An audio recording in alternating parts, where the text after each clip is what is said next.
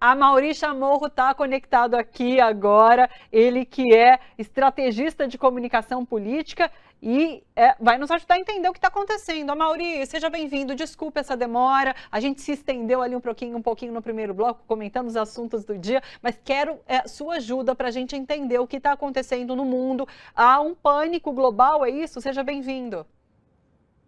Bom, um abraço a todas e a todos, obrigado pelo convite. Para mim é uma honra sempre estar aqui com vocês. O que está acontecendo é que o Donald Trump ele está tentando reativar a indústria estadunidense, tentar enfrentar um pouco esse crescimento imparável da China e a dependência da China. Na verdade, a cadeia produtiva dos Estados Unidos praticamente não está mais dentro do país. Você tem um problema também de um endividamento interno muito grande, né? Você tem 120% do PIB dos Estados Unidos em dívidas, está endividado o PIB, a nação estadunidense.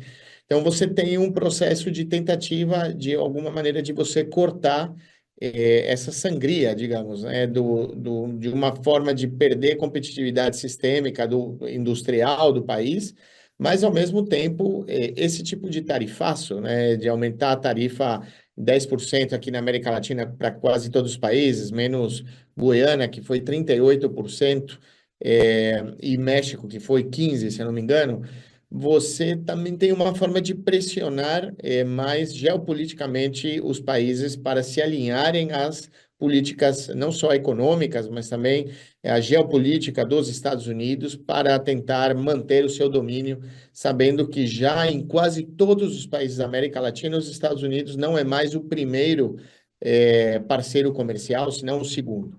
Então, há uma atitude de tentativa de domínio, de someter, né, de subordinar aí as economias do nosso continente para tentar, de alguma maneira, manter esse domínio, que pouco a pouco ele vai perdendo, né? São pouquíssimos os países que têm realmente os Estados Unidos como seu principal parceiro comercial, mas também a gente é aquele, ainda a América Latina é tratada como o seu jardim, né? Como o seu quintal lá do fundo de casa. O que a gente percebe, inclusive, que o tarifaço tem um alvo específico, né, que é a China, que é o continente asiático, de fato. A América Latina acaba sendo atingida de uma forma talvez um pouco menor, o que possibilita oportunidades, talvez, para o Brasil. Eu queria que você nos falasse um pouquinho sobre como o Brasil fica diante desse cenário.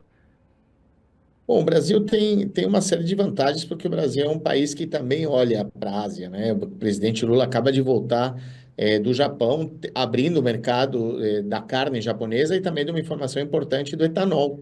A China havia se comprometido a consumir 3% perdão, a ter nos seus combustíveis 3% do etanol brasileiro, agora se discute de chegar a 10%. Isso não impacta apenas na compra desse etanol, mas também na compra de motores aí por parte da Toyota, né, que é uma fábrica japonesa que está no Brasil, porém que detém uma tecnologia exclusiva da utilização do etanol com motor elétrico. Mas o presidente Lula também reforçou os laços, abriu, como falei, a questão da carne, a questão de você estreitar uma relação com os países que nesse momento conformam um bloco, né? A Coreia do Sul, o Japão e a China, valendo parênteses, a China e o Japão são inimigos históricos, mortais. Inclusive, o Japão invadiu durante quase um século a China, causando um genocídio na China, né? Apesar disso, os chineses muito pragmáticos falaram: como é que a gente vai enfrentar os Estados Unidos? Então, vamos nos aliar.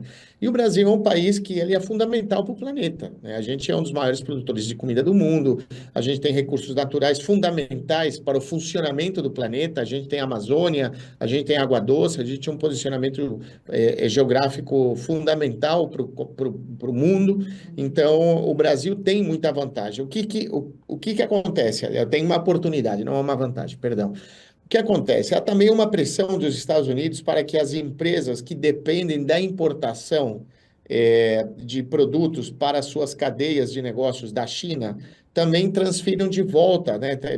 Ponham as suas empresas dentro do que é do território estadunidense, ou de repente nos Estados, no México, América Central, ou seja, você trazendo para a América Latina para ter primeiro uma proximidade geográfica, mas também você ter mais domínio político sobre essa produção, digamos. Então, o Brasil tem uma vantagem nesse sentido, porque a gente tem uma proximidade, a gente consegue chegar mais rapidamente ao mercado estadunidense através do comércio marítimo, mas a gente sempre teve uma postura, inclusive no governo do presidente Lula, que é um governo à esquerda, muito bom, né? O governo Lula nunca foi um governo confrontacional, assim como a gente teve outros governos, como foi o caso dos Estados Unidos, perdão, da Venezuela, do próprio Equador, da Colômbia agora, né? O enfrentamento pela questão dos migrantes que são deportados dos Estados Unidos. Então, o Brasil, inclusive nessa questão que foi algo muito duro, o Brasil manteve uma política muito, muito calma, não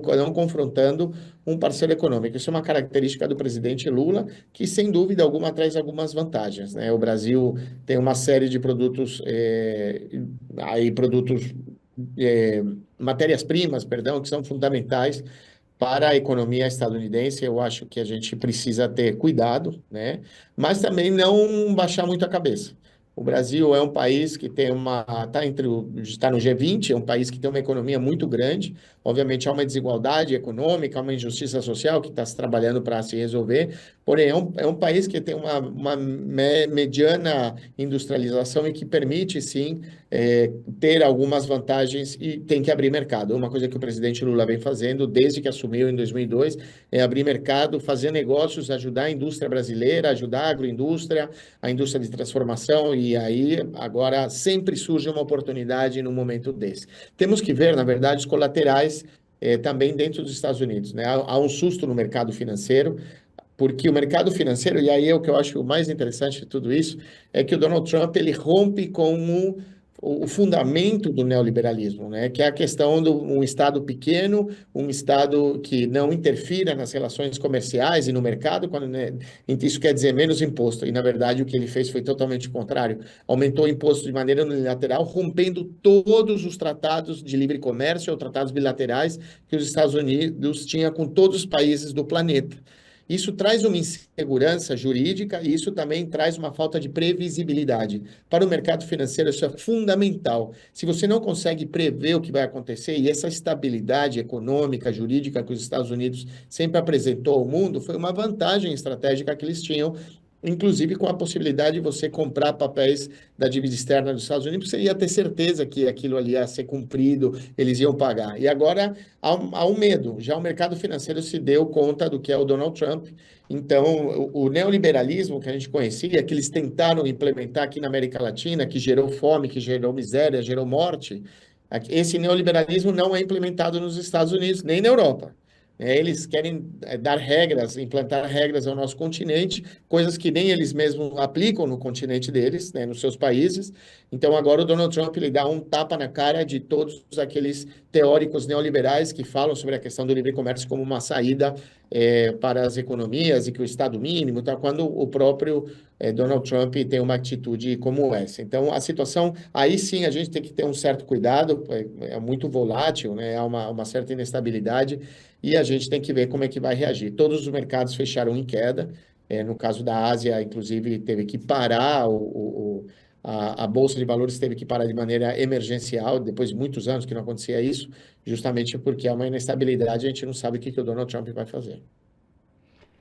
E as bolsas da Ásia fecharam, né? Você citou isso, fecharam, porque lá agora à noite, enfim, a gente vai ver como ela se comporta na madrugada de hoje, mas temos ainda o dia todo aqui no Brasil, aqui no nosso continente, né, para analisar os impactos, então, das tarifas de Donald Trump. Não vai ser um assunto que se encerra hoje, a gente vai continuar vendo desdobramentos nessa semana. Então, assim, Amaury, agradeço demais pela sua ajuda aqui para nos fazer entender o que está rolando em relação às bolsas de valores e o tarifaço de Donald Trump aqui no Brasil e no mundo, viu? Muito obrigada, uma boa tarde. Vamos ver se a gente volta a se falar durante essa semana para continuar analisando.